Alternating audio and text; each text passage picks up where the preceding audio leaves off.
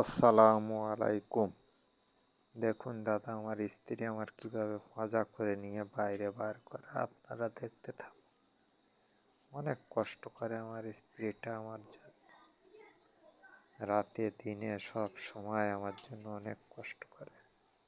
আপনারা একটু পাশে থাকবেন, লাইক কমেন্ট শেয়ার করবেন, একটু পাশে থাকবেন, একটু লাইক কমেন্ট শেয়ার বেশি বেশি করে করবেন।